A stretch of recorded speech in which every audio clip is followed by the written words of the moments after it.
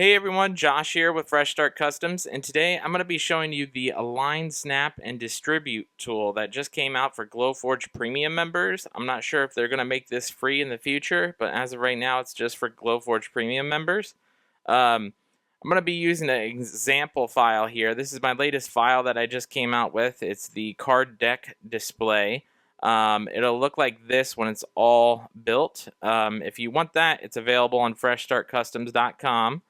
But I'm just using this as an example today to show you guys what this feature all does here.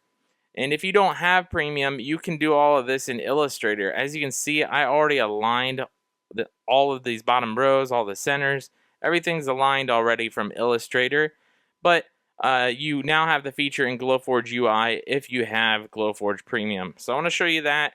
And you guys don't have to freak out if you start seeing random green lines. And if you don't like the green lines that I'm going to show you, I'll show you how to get rid of those too.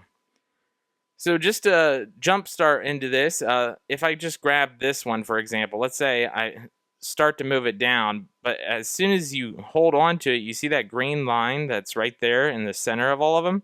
That means that they are aligned in that current position straight across. But if I start moving it down, you'll see that there's different green lines whenever it meets up. So that green line was meeting up because it's touching this edge of this one here. I'm going to go ahead and move this one down and show you that it's going to center with this one that I just moved over to the right. So as you can see, those two green lines was saying that this edge was meeting, and then the centers of these two were meeting. So that is the reason why you'll randomly start seeing green lines. So example, if I click on this and hold it, you see how the two edges are now showing up green? That's because it's centered between these two pieces here. I'm going to show you a more basic example here in just a second. But I wanted to jump into how you can turn this off and more advanced features with this as well. So now that I messed this up here down here, let's say I highlight all of them. Well, you now have a new button down here in the bottom left of your screen. You'll click on that button. And if I want to center it through the middle again, like I did before, I'll just click Middles.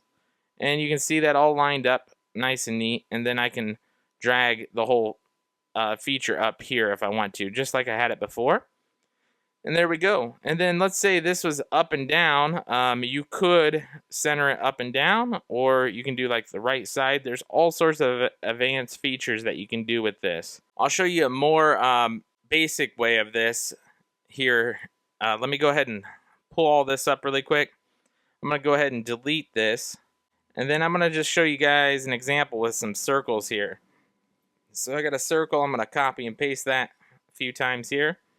As you can see, all these green lines showing up if you drag and drop like I was talking about. And then if I center it like that, it's going to look like this. That way you know it's dead center when you're dragging and dropping. But we're just going to offset it for now so I can show you some examples of the more advanced features down here.